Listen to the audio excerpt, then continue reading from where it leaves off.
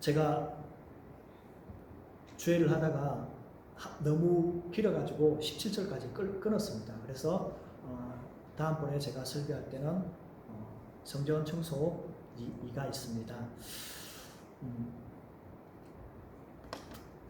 지난 7월 17일 금요일에 있었던 일입니다. 금요 예배를 마치고 정리한 후 문을 닫고 집으로 돌아가려고 하는데, 집이라 그래봤자 옆입니다. 아시죠? 서울 아니고요. 뭔가 다다닥 하는 소리에 저는 깜짝 놀랐습니다. 분명히 제가 한번 싹 훑고 또 확인하고 문을 닫고 내려갔는데 이상한 생각이 들어서 다시 불을 켰습니다. 제 생각과 달리 어떤 한 놈이 들어와 있었습니다. 그 놈은 바로 뭘까요? 고양이였습니다. 저는 재빨리 현관문을 활짝 열어놓고 고양이를 이제 바깥으로 보내려고 활짝 열고 고양이를 쫓아내려고 하는데, 고양이가 그 사이에 2층, 여기 올라오시다 보면은 2층 중간에 거울 반대편에 있지 않습니까? 그 창문 틈에 쏙 들어가 있습니다. 그래서 저는 그 창문을 열어주려고 또 이렇게 손을 여니까 고양이가 겁을 먹고 1층으로 뛰어내려갔습니다. 그래서 1층에 가보니까 그 고양이가 그 1층 커피 자판기 옆에 거울 속으로 막 들어가려고 합니다. 깝깝했습니다. 문을 분명히 열어놨는데 고양이가 거울 속으로 들어가는 제 마음이 얼마나 답답하겠습니까? 그렇죠? 안 답답하겠습니까?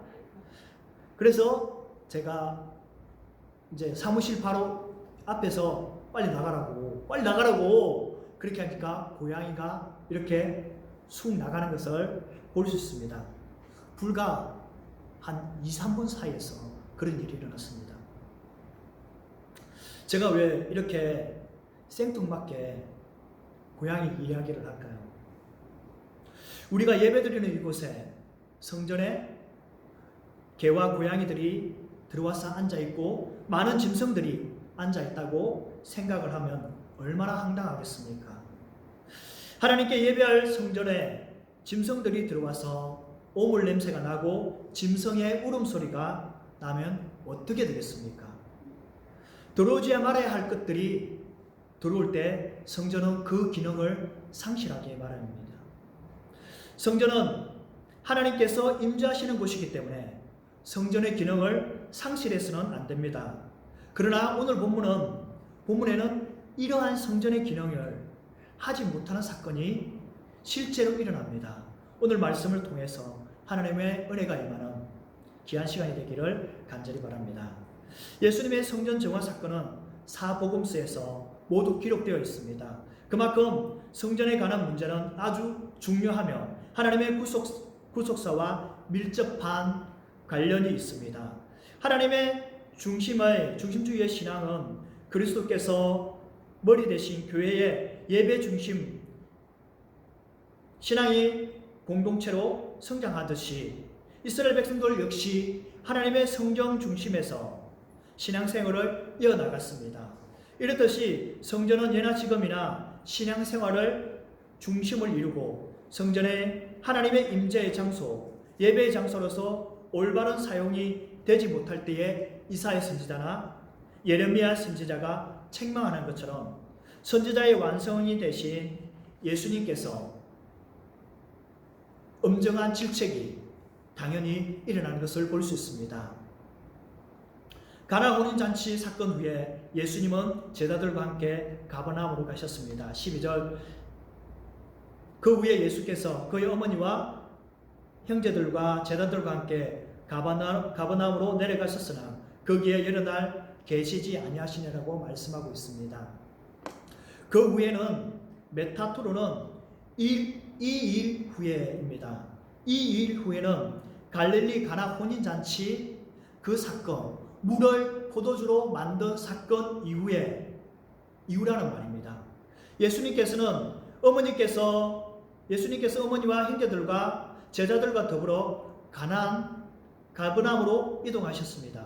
아마 예수님의 가족은 이미 가버나움으로 이사를 갔던 것 같습니다. 가버나움은 히브리어로 나움의 마을로 위로의 마을이라는 뜻입니다. 공간복음에서 가버나움은 예수님께서 공생의 기간 동안에 복음 전파 사역을 근거지로 삼았던 곳입니다. 가버나움은 상업의 도시로 당시에 매우 발전되었고 잘 사는 곳이었습니다. 예수님은 가버나움에서 베드로와 안드레와 야고보와 요한 그리고 세간에 앉아있던 마타를 부르셨습니다. 그리고 백부장의 종을 치료해 주시고 베드로의 장모의 열병을 치료해 주셨습니다. 하지만 가버나움은 불신앙과 교만으로 예수님의 저주를 받기도 하였습니다. 예수님의 가족들은 갈릴리 가나에서 가버나움으로 내려가서 일시적으로 머물게 되었습니다. 그 이유는 바로 유월절이 가까이 왔기 때문에 예루살렘으로 올라가야 했기 때문입니다. 예수님께서 유월절을 지키기 위해 예루살렘으로 올라가셨습니다. 13절 유대인의 유월절이 가까운지라 예수님께서 예루살렘에 올라가셨다고 말하고 있습니다. 성전 정화 사건은 제가 조금 전에 말씀을 드렸듯이 사복음서에 다 기록되어 있다고 말씀을 드렸습니다. 요한복음 2장 12절에서 22절에 기록되어 있고 마태복음은 21장에서 기록되어 있습니다. 마가복음은 11장에서 기록되어 있고 누가복음은 19장에서 이하에서 성전 정화 사건이 기록되어 있습니다. 성전 정화 사건은 공간복음과 달리 요한복음에서는 조금 다른 부분이 있습니다. 공간복음에서는 분명히 예수님께서 나귀를 타시고 예루살렘에 입성을 먼저 하신 후에 그 다음에 성전 정화 사건이 나옵니다. 그래서 예수님께서 예루살렘에 입성하실 때에 사람들은 뭐라고 합니까? 호산나 다윗의 자손이여 외치면서 예수님을 환영합니다.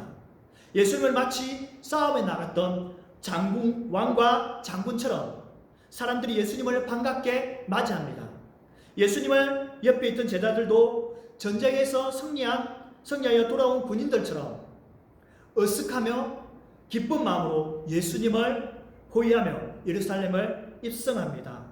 이렇게 예수님이 예루살렘에 입성할 때 사람들이 반갑게 맞이하는 내용이 공간복음, 그러니까 마태, 마가, 누가복음에서는 기록되어 있습니다. 근데 오늘 요한복음에는 이 부분이 빠져 있다는 것입니다.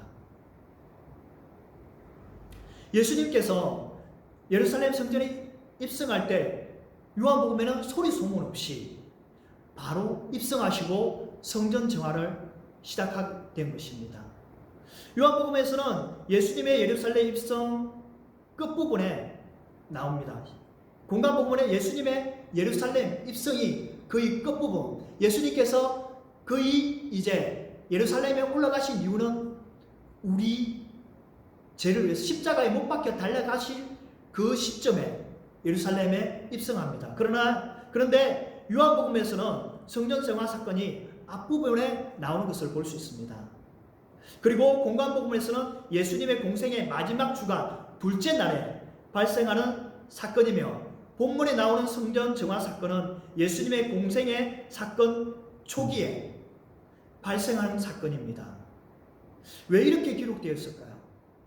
저 역시 이 부분이 상당히 많이 궁금했습니다. 그래서 제가 한번 필이 꼽히면 또 안 그래야 되는데 끝까지 좀 찾아봐야 되거든요. 제가 둘레길을 걷고 있는데 갑자기 너무 궁금한 거예요. 왜 요한복음에는 공간복음에는 끝부분에 있는데 요한복음에는 앞에 있을까? 그래서 또 제가 아는 신학을 나온 또 저 짝꿍 제안한테 전화를 했습니다. 물어보니까 너무 오래돼서 모르겠다고 하더라고요. 저도 생각이 안 났습니다.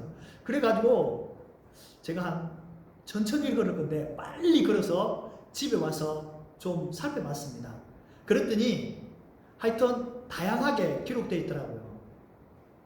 많은 주석가, 제가 요한복음을 또 기록한 사람들의 책을 참 많이 참고를 했습니다. 성전 정화 사건은 공간복음에서는 예수님께서 예루살렘에 올라가신 것은 우리의 죄와 허물을 위해서 담당하기 위해서 십자가에 못 박혀 달려 죽으시기 위해서 올라가신 것입니다. 그런데 요한복음에서는 그렇지 않습니다. 요한복음에서는 예수님께서 예루살렘에 입성한 사건이 12장에서 다시금 나오는 것을 볼 수 있습니다. 그러면 이렇게 볼 때 확실히 성경이 잘못 기록된 것을 볼 수 있는 거죠. 그렇죠? 아닙니까? 아니면 공간복음 저자나 요한복음의 저자 요한이 어떻게 잘못해서 잘못 기록했거나 이 두 가지 아닙니까? 하나의 사건인데 왜 이렇게 앞에 기록하고 뒤에 기록했을까요? 궁금하지 않으십니까? 저만 궁금하죠. 그렇죠? 한 번도 생각해 본 적이 없으시죠? 저도 설교 준비하지 않고서는 그렇게 많이 생각해 본 일이 없습니다. 근데 제가 주일을 하고 주석을 보면서 참 놀라운 것을 발견했습니다.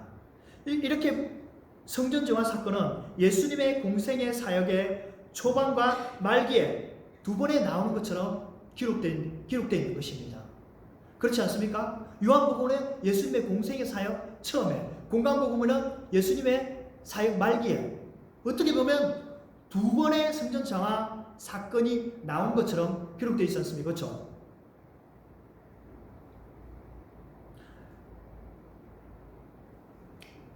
그렇습니다.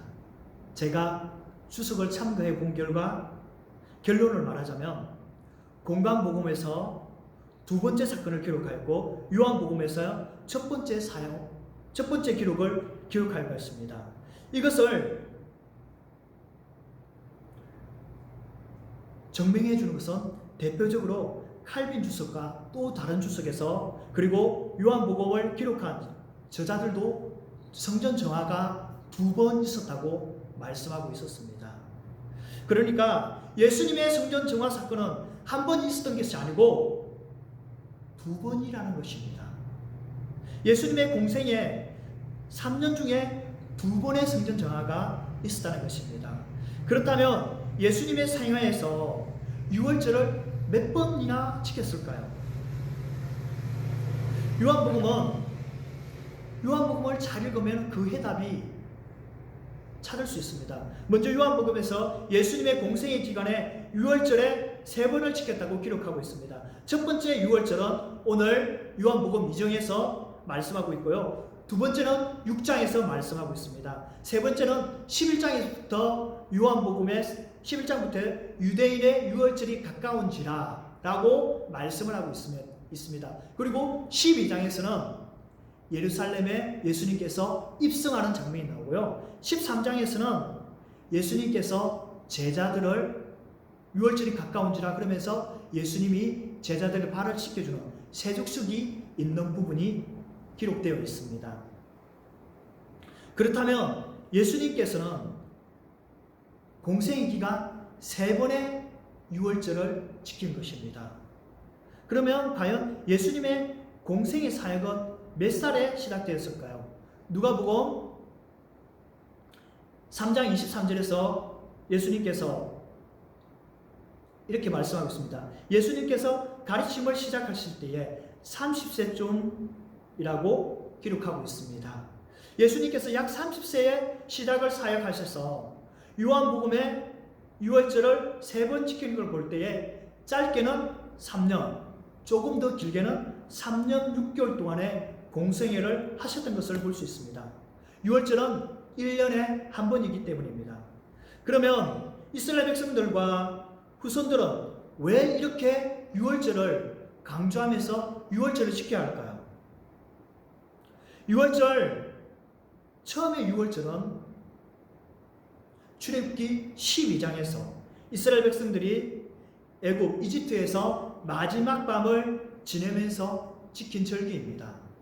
10가지 재앙이 7장에서 피, 8장에서 개, 이파, 9장에서 돌, 종, 우, 그 다음에 10장에서 매, 흙, 그 다음에 11장에서는 장자의 죽음이 예고되면서 12장에서 유월절 장출, 유월절, 장자 죽음, 그 다음에 출애굽 이렇게 시작되었습니다.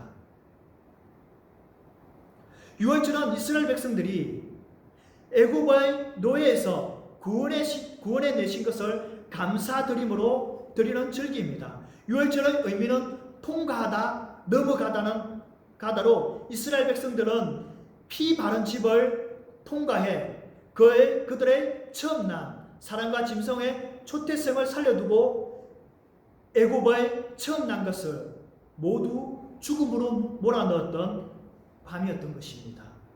6월절은 아비월 가나안 이름이며 포로에서 돌아온 후 바벨론의 이름은 니산월입니다. 민간력으로는 7월, 태양력으로는 3, 4월에 해당하며 이스라엘은 이날의 종교력을 1월로 지켰습니다. 이날 아비월을 1월 14일 이스라엘 백성들은 흠없는 1년 된 어린 양이나 염소를 잡고 누룩없는 무교병을 온 식구들과 함께 먹었습니다. 먹을 분량에 따라 여자와 아이들은 성인 남성보다 작게 먹기 때문에 양이나 염소를 먹기 위해서는 최소한 10명의 사람이 필요했다고 합니다.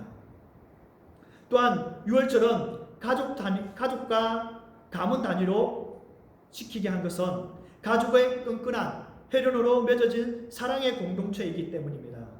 유월절은 유대인들이 애굽인들이 섬기는 신들을 벌한 날입니다. 하나님을 믿는 이스라엘 백성들은 어린 양의 피를 문 임방의 좌우 문설주에 바름으로 애굽에 내린 재앙을 임하지 않고 넘어간 날입니다. 여기서 중요한 것은 첫 번째 유월절은 이스라엘 백성들이 각 가정에서 지켰지만 나중에는 성전이 건축된 후 하나님의 임재하신 성전에서 유월절을 지켰다는 것입니다. 그래서 이스라엘 백성들은 유월절을 지키기 위해서 성전을 있는 예루살렘에 올라가야 하는 것입니다. 오늘날 말하면 우리나라 강복절과 같은 날입니다. 일제강점기 1910년부터 1945년까지 35년 동안 모진 탄압과 고통을 우리나라가 받지 않았습니까? 일본에. 강복이 된 우리나라는 8.15 강복절을 맞이해서 많은 사람들이 초대해서 대통령이 직접 축하의 메시지를 전하기도 합니다. 이렇듯 우리나라 역시 강복절이 중요하듯이 이스라엘 백성들에게도 유월절은 너무나 중요한 날입니다. 그렇기 때문에 하나님께서 이스라엘 백성들에게 평생 동안 유월절을 지키라고 말씀하고 있는 것입니다. 우리 역시 평생 동안 어떻게 됩니까? 강복절을 지키지 않습니까? 그 날을 기억하면서 다시는 그러한 날이 없기를 위해서 우리는 강복절을 지키지 않습니까? 이스라엘 백성도 마찬가지입니다. 그래서 신명기 16장 16절에서 너희 가운데 모든 남자는 1년에 3번 곧 무교절과 칠칠절과 초막절에 내 하나님 여호와께서 택하신 곳에 여호와를 배울 때 빈손으로 여호와를 뵙지 말라고 하십니다. 이스라엘 백성들에게 중에서 남자는 1년에 무조건 3번 예루살렘 성전에 올라가 하나님께 제사를 드려야 합니다.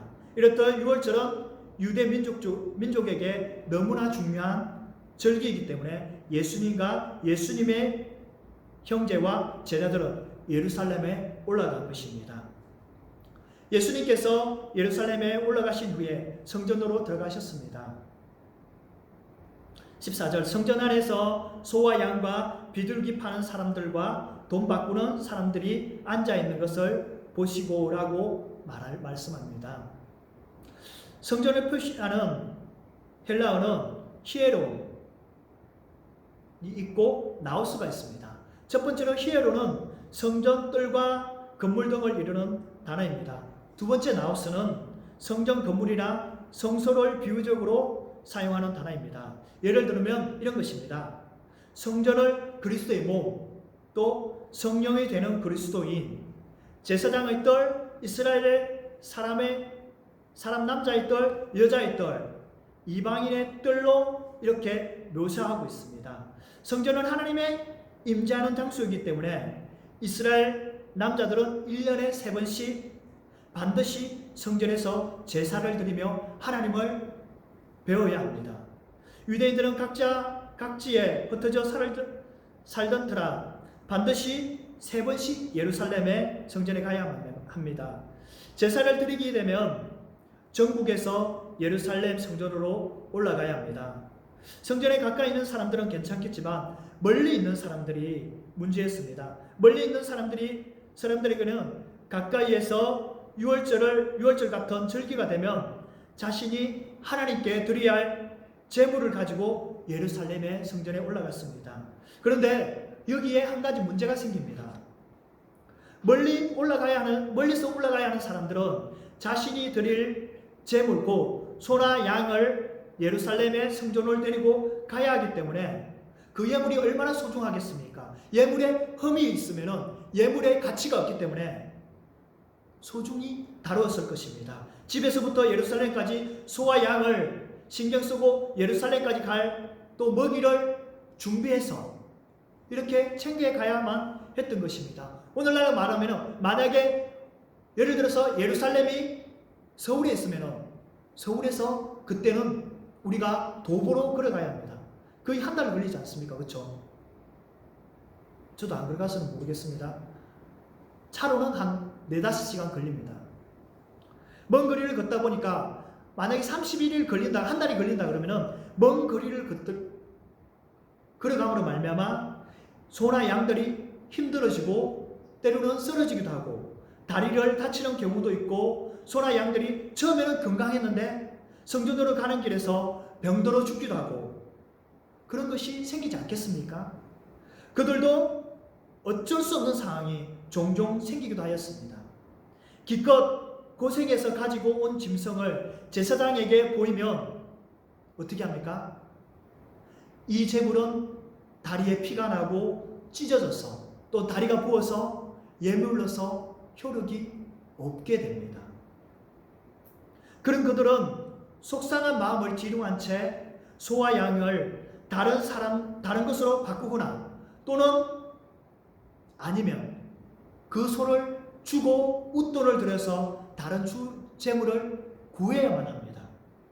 이때 희생제물로 사용할 짐승들을 파는 상점이 감남산 비탈게 이르는 기도론 골짜기 너머에 있었다고 합니다. 외국인들과 멀리서 온 사람들이 짐승이 필요했기 때문에 그 사람들을 위해서 짐승이 제물로 합당한 그 제물을 거기에서 팔 수 있었다고 합니다. 그래서 이제 외국인들이나 또 멀리서 제물을 가지고 못 온 그분들은 그곳에서 제물을 사서 다시금 예루살렘에 데리고 올라와야 했습니다. 이런 경험을 한 사람들은 이제 처음에는 짐승을 가지고 왔지만 이제는 돈을 가지고 예루살렘에 올라가지 않겠습니까? 우리 한번 생각해 보십시오. 부산에서 처음에는 모르고 예루살렘 서울까지 올라가서 제물을 가져갔는데 가다가 여러 가지 힘든 일이 생기고 또 걷다 보니까 피가 나고 굶고 여러 가지 상황이 있으면 어떻게 되겠습니까? 두 번째 갈 때는 이제 돈을 가지고 가야 되겠다. 그래서 거기에 사야 되겠다. 그런 생각을 안 하겠습니까? 마찬가지입니다. 이 사람들도 이제 이런 경험에서 이제 예루살렘에 올라갈 때 돈을 가지고 간 것입니다. 이제는 두말할 필요 없이 자신이 드리고 싶은 짐승을 구입해서 이제 드릴 수가 있습니다. 이제 이때부터 문제가 생긴 것입니다. 성전의 건물의 가장 바깥에 위치한 이방인의 뜰에서 짐승을 파는 곳이 생기게 되는 것입니다. 거기에는 물건을 거래하는 이방인의 뜰이었습니다. 거기에서 흠이 없다고 진단한 짐승만 사야했고 이 과정에서 제사를 드리는 모든 것을 주관하는 대제사장은 엄청난 수입을 얻게 됩니다. 처음에는 흠 없는 제물만 팔았지만 점점점 돈이 많이 들어오는 것을 보니 그들이 제사장과 함께 공부를 합니다. 그냥 넘어가자. 이거 흠이 있는데 그냥 모른다. 그냥 판다. 그냥 넘어가자. 너만 눈 감아주면은 누가 볼 수 있겠냐? 한두 번, 세 번 넘어갑니다. 그래서 흠이 있는 것도 이제 제물로 포함시켜버립니다.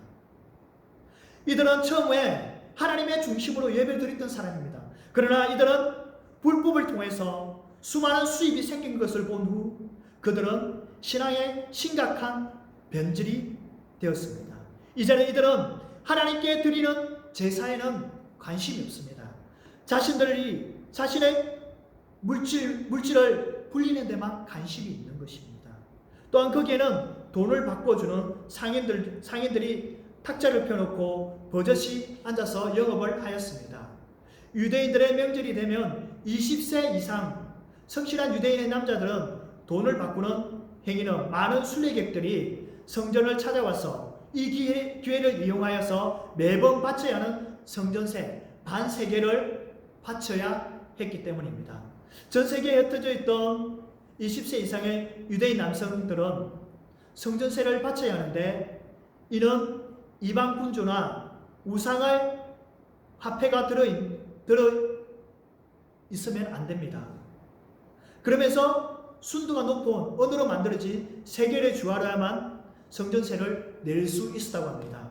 화폐 상민들은 성전세를 가져온 다양한 돈들을 은화로 바꿔주며 유대인들은 흔히 두 사람이 한 조가 되어서 이 주화를 바꾸었다고 합니다. 6월절 약 20일 전부터 한전수가 예루살렘 성전에 설치되었으며 이때부터 한전한 수수료는 12.5% 정도였다고 합니다. 돈을 바꾸는 자는 주로 레위 지파에 속한 자들이었고 사내들인과 공예와 결탁하여서 수수료를 받았다고 합니다. 대제사장들의 무리들은 자신들의 직권들을 이용하여 이러한 일들을 관여함으로써 큰 이익을 얻었다고 합니다. 당시 제사장들 무리는 큰 부를 누렸으며 또한 이렇게 모은 돈으로 자신의 권력을 유지하는 데 사용하였다고 합니다. 예루살렘 성전이 귀한 것은 거기에 여러 가지 재물을 바치기 때문이 아닙니다. 하나님께서 임재하시는 곳이기 때문에 또한 거룩하신 곳이기 때문에 그 예루살렘 성전이 소중하였습니다. 그런데 이 모든 것을 지켜보신 예수님께서 분노하셨습니다. 15절 노끈으로 채찍을 만드사 양이나 소를 다 성전에서 쫓아내시고 돈 바꾸는 사람들을 돈을 쏟으시며 상을 엎으셨다고 말씀하고 있습니다. 예수님께서 성전의 모든 상황을 지켜보고 의분이 일어나셨습니다. 예수님께서는 분노하신 것은 그들이 부정한 방법으로 상거래를 하는 것이 그 때문에 아닙니다. 성전 정화 사건은 그들의 윤리의식을 개혁하여 올바른 삶을 살고자 하는 것이 아닙니다. 상인들이 성전 내에서 버젓이 영업하는 문제 때문에 예수님께서 화를 냈었습니다. 예수님께서 이렇게 말씀하십니다. 내 집으로 장사하는 집으로 만들지 말라고 말씀합니다. 분명 하나님의 성전은 제사와 기도하는 집으로 말씀하고 있는데 성전에 와서 보았을 때에 제사를 빙자한 제사장들과 바리새인들과 그 밖에 많은 사람들이 결탁하여서 제사에는 관심이 없고 소와 양을 팔고 비둘기를 파는 사람들이 돈을 바꿔주면서 어떻게 하면 더 많은 이물을 남기고 어떻게 하면 더 많은 돈을 추적할까 하는 그 마음이 그들에게 가득 차 있는 것을 보고 예수님께서 분노하신 것입니다. 그들의 마음은 이미 해칠한 무덤이었습니다. 이들은 어떻게 하면 돈을 많이 벌 수 있을까? 어떻게 하면 잘 살 수 있을까에 마음이 두었습니다. 예수님께서 그들의 부정직하고 불량한 것을 책망하신 것이 아니라 하나님의 거룩함을 침범했기 때문에 분노하신 것입니다. 그들은 하나님의 거룩이 하나님의 거룩이 얼마나 중요한지 몰랐을 것입니다. 거룩한 하나님의 집, 성전을 장사하는 시장으로 만든 것은 예수님께 용납할 수 없는 일이었습니다. 예수님께서 본격적으로 하나님의 집, 성전을 시장으로 만든 모든 것을 내쫓으셨습니다. 예수님의 물리적인 행동은 강력하였지만 잔혹한 것은 아니었습니다. 노끈으로 만든 채찍이 없이는 소와 양들을 쫓아내기 쉽지 않았습니다. 또한 예수님의 행위는 폭동을 일으킬 수 있는 것도 아니었습니다. 만약 그런 폭동이 일어났다면, 폭동이 일어날 만큼 예수님께서 가격하셨다면, 성전을 내다보고 있는 곳에 위치한 안토니아 요새에서 주둔하에 있던 로마 군대는 속한 시일 내에 출동하였을 것입니다. 성경은 주의 이름을 부르는 자마다 불의에서 떠나야 한다고 말씀하고 있습니다. 오늘 우리의 모습은 어떻습니까? 하나님의 성전에서 예배하고 사모하고 계십니까? 하나님의 예배를 이 시간에 우리가 사모하고 있습니까? 우리 역시 오늘 예배를 드리는 목적이 나의 욕망을 채우기 위한 예배입니까? 진정 이 시간에 내 자신을 돌아봐야 합니다. 예배는 사리사욕을 채우는 것이 그것의 목적을 주는 것은 아닙니다. 성경이 말하는 성전은 예루살렘 성전, 오늘 우리가 총회에서 인정하는 지금 우리가 드리는 예배당, 이것이 성전이라고 말합니다. 그리고 고린도전서 3장 16절에서 이렇게 말합니다. 너희는 너희가 하나님의 성전인 것과 하나님의 성령이 너희 안에 계신 것을 알지 못하느냐 라고 말씀하시며, 그리고 6장 19절에서 너희 몸을 너희가 하나님께로부터 받은 너희 가운데 계신 성령이 전인 줄 알지 못하느냐, 너희는 너희 자신의 것이 아니라고 말씀하고 있습니다. 저와 성도 여러분, 하나님의 성전인 우리의 몸과 성령의 전인 우리의 몸을 거룩하게 하나님 앞에 드리고 계십니까?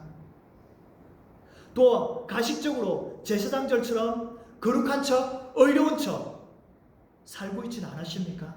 정말 이 시간 드리는 예배가 성령의 임재가 임하고 계십니까? 그것도 아니면 예배 시간이 되니까 형식적으로 이 자리에 앉아 계십니까? 아니면 중직자니까요? 그것도 아니면 내가 중직자가 되기 위해서 이 자리에 앉아 계십니까? 우리는 이 시간에 예배답지 못한 것을 우리는 하나님 앞에 회개해야 합니다. 그리고 이 시간에 예수님께서 성전을 더럽힌 것을 보시며 마음 아파하시며 우리에게 그 마음이 전해져야 한다는 것입니다. 성전을 자신의 욕심을 채우는 곳이 되어서는 안 됩니다. 오직 성전은 하나님께서 예배하는 곳이며 말씀을 듣는 곳이며 기도하는 곳이 되어야 합니다. 그리고 하나님께 영광을 돌리며 우리가 제물이 되어서 온전하게 드려지는, 우리가 제물이 되어서 하나님 앞에 드려지는 진정한 예배가 있는 곳이 성전인 것입니다. 이 시간에 우리는 정말 하나님 앞에 이스라엘 백성들이 각을 뜨고 하나님 앞에 예배 드렸듯이 우리가 하나님 앞에 각이 뜨여지고 하나님 앞에 우리가 죽는 그러한 예배가 되어야 된다는 것입니다. 그리고 예수님께서 비둘기 파는 자를 쫓아내셨습니다. 16절, 비둘기 파는 사람들에게 이르시되 이것을 여기서 가져가라. 내 아버지의 집은 장사하는 집을 만들지 말라고 말씀하셨습니다. 예수님께서 성전을 내 아버지 집이라고 말씀하셨습니다. 누가복음 2장 49절에도 예수님께서 12살 때 성전에 올라가셔서 내가 내 아버지 집에 있어야 될 줄 알지 못하셨나이까 라고 말씀하셨습니다. 그러나 이러한 하나님의 집인 성전을 유대 종교 지도자들과 예수님과의 생각은 달랐습니다. 유대 종교 지도자들은 성전을 자신의 탐욕을 채우는 수단으로 악용하여 성전에서 장사하는 집으로 시장으로 만들고 강도의 소굴로 만들었습니다. 그것은 어떻게 그들은 어떻게든지 많은 사람들이 성전에 와서 모여서 하나님 앞에 예배드리기를 원했습니다. 왜입니까? 짐승을 팔고 돈을 바꿀 때에 그들이 거기에 생기는 이익이 모두 다 자신의 것이 되기 때문입니다. 그래서 자신들의 부를 축적하는데 오로지 목적이 있었던 것입니다. 하지만 예수님은 성전을 아버지의 집이기 때문에 거룩하게 보존하기 위해서 애를 썼습니다. 하나님 집을 불의한 자들로 인해서 더럽혀지는 것을 보고도 아무런 행동을 취하지 않는다면 그것은 아들이 아닐 것입니다. 예수님께서는 아버지의 집, 성전이 맡은 아들로서 거룩한 성전을 더럽히는 행위를 용납할 수 없었으며 아마도 성전 정화 사건은 성전 체계를 통제했던 예루살렘 귀족계에 대한 예수님의 도전이었으며 어떤 면에서는 성전에 임박한 파괴에 관한 예수님의 예언과 관계가 있습니다. 마가복음 1장 11장 17절에서 이렇게 말씀합니다. 이에 가르쳐 이르시되 기록된 바 내 집을 만민의 기도하는 집이라 칭함을 받으리가 하지 아니하였느냐 너희는 강도의 소굴로 만들었도다 하시매라고 말하고 있습니다. 예수님께서 상을 뒤엎는 한편 성전 파괴에 관한 예언은 예레미야 7장 17절에서 이렇게 말합니다. 내 이름으로 일컬음을 받은 이 집이 너희 눈에 도둑의 소굴을 보느냐 보라 나고 내가 그것을 보았노라 유아의 말씀이라고 하면서 이 말씀을 예수님께서 인용하셨습니다. 예언했던 사람들이 있었으며 예수님도 그렇게 했던 것을 의심한 이유가 없습니다. 더 후대의 유대 선생들은 성전에서 찬양하면서도 만약 예루살렘에 죄를 짓고 있었다면 심판을 유보하기에는 성전이 역부족이라는 것을 인정하였습니다. 사람들이 성전을 파괴될 것을 예언했던 이유는 성전에 운영했던 귀족청들과 제사장들에게 이미 제사장의 역할을 하지 못하였기 때문에 성전이 파괴될 것을 이미 예언했던 것입니다. 로마인들은 제사장들을 포함한 로마의 종교지도자들과 자신들의 지위를 정치적으로 사용했기 때문에 예루살렘에서 대제사장을 선택할 때에 정치적인 점을 감안했다는 것은 놀랍지 않은 일이었습니다. 그로 인해서 정결주의자들이 보기에는 대제사장들이 몹시 타락했던 것을 비춰볼 수 있습니다. 대제사장이 되면 많은 재물을 축적할 수 있습니다. 부를 누릴 수 있습니다. 그렇기 때문에 어떻게든 제사장이 되어야 했기 때문입니다. 엄숙하고 경건한 분위기 속에 조용히 기도하는 소리만 들려야 하는 곳에 소와 여왕의 울음소리가 들립니다.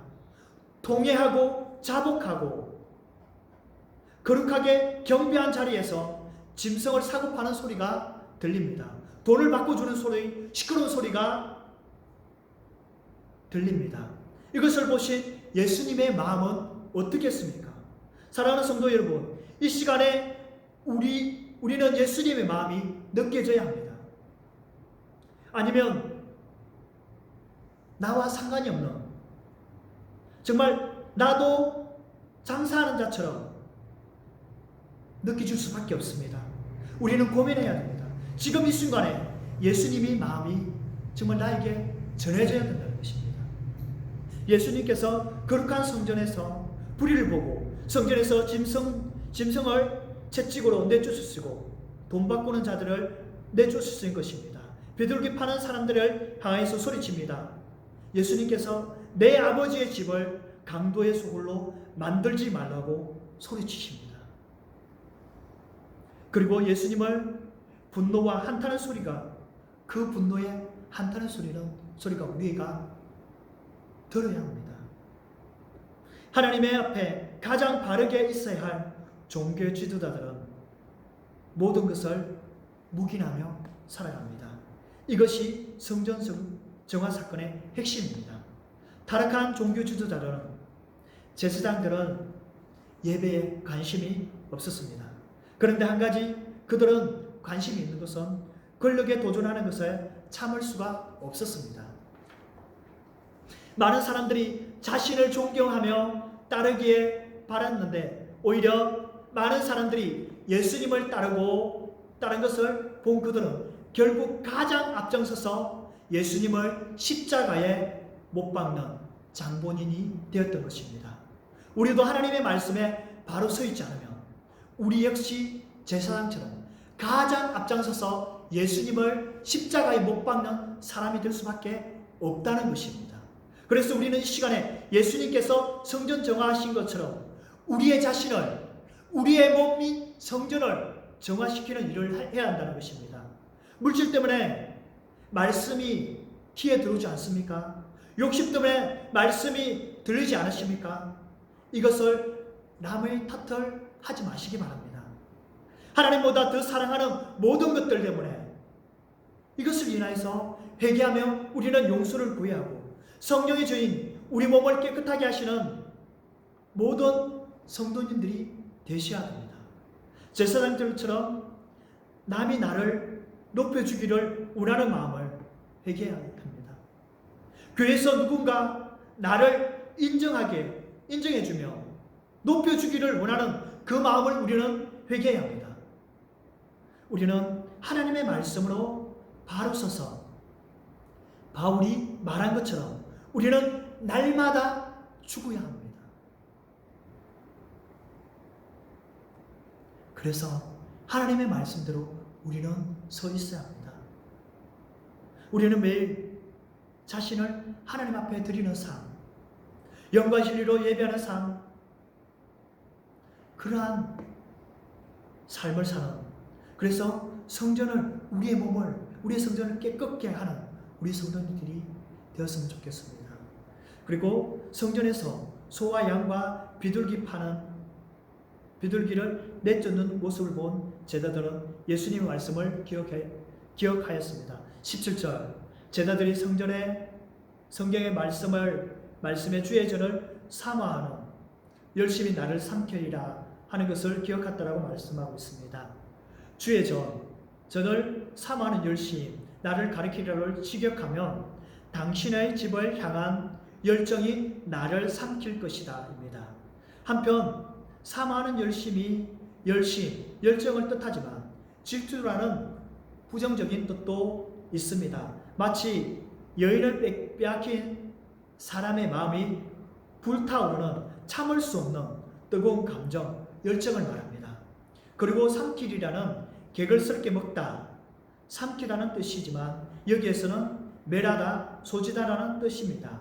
다시 말해 하나님을 향한 불타오르는 열정 때문에 앞에서 예수님께서는 닥치게 될 고난과 죽음을 예시하는 표현입니다. 예수님께서는 하나님을 향한 열정 때문에 하나님의 법을 왜곡시키는 유대인의 종교 지도자들과 계속해서 갈등이 빚어졌습니다. 특히 마지막 고난 주간에 있었던 성전 정화 사건은 죽은 나사로를 살린 사건과 더불어서 예수님께서 죽음으로 내몰리게 된 결정적인 계기가 된 사건으로 볼 수 있습니다.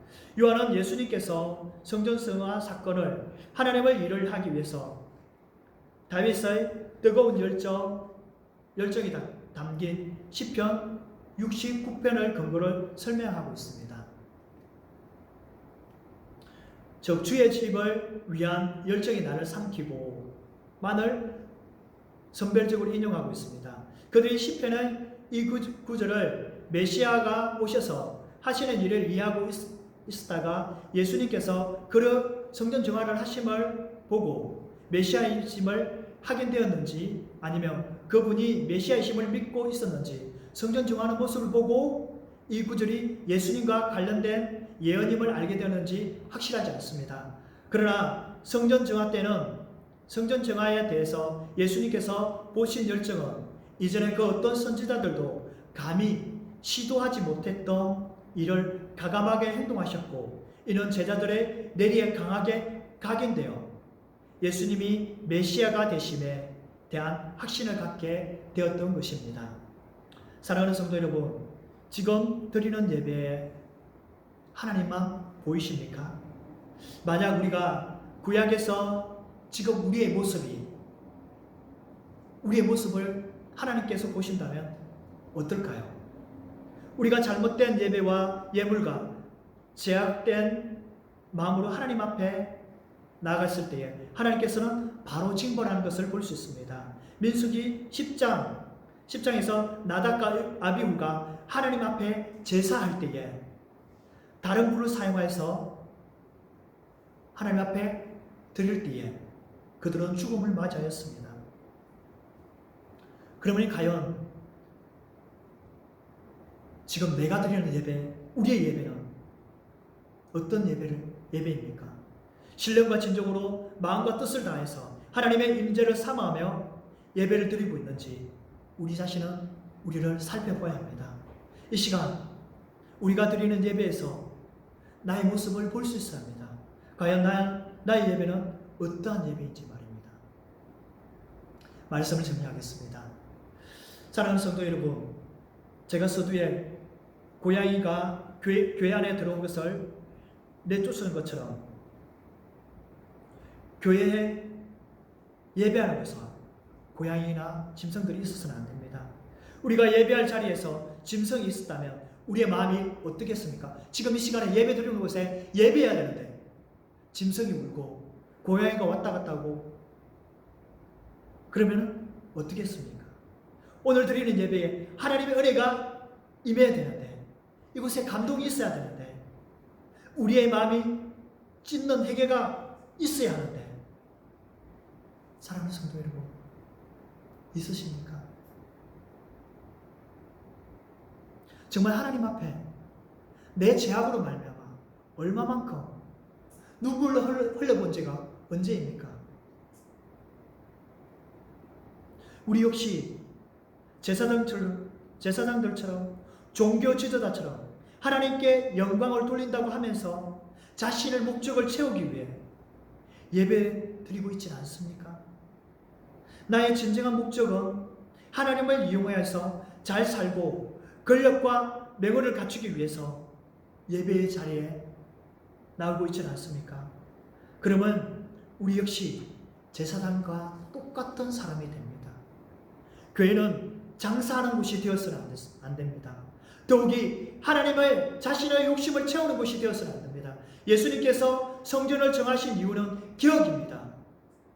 예배하고 찬양하고 통회하고 자복하고 기도해야 할 성전이 장사하는 곳이 되어서는 안 됩니다. 오늘 이 시간 예수님께서 성전 정화하는 모습을 보시며 울부짖는 예수님의 모습을 볼 수 있는 저와 성도님들이 되셔야 합니다.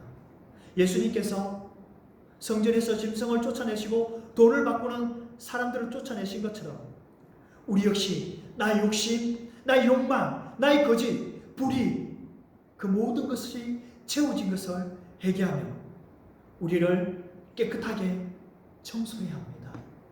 예수 그리스도의 보혈을 의지하며 우리의 성전을 정화시켜야 한다는 것입니다. 그래야만 우리의 신앙, 우리가 신앙으로 설 수 있고 말씀으로 설 수 있습니다. 성전은 거룩한 곳입니다. 그래서 다른 어떤 것도 들어오지 못하도록 내 자신을 지키고 항상 우리의 마음을 지켜야 합니다. 그리고 우리는 우리의 십자가를 지고 예수님을 온전히 따라가며 우리를 날마다 성전 정화하는 저와 우리 모든 성도님들이 되시기를 예수님의 이름으로 간절히 기도합니다.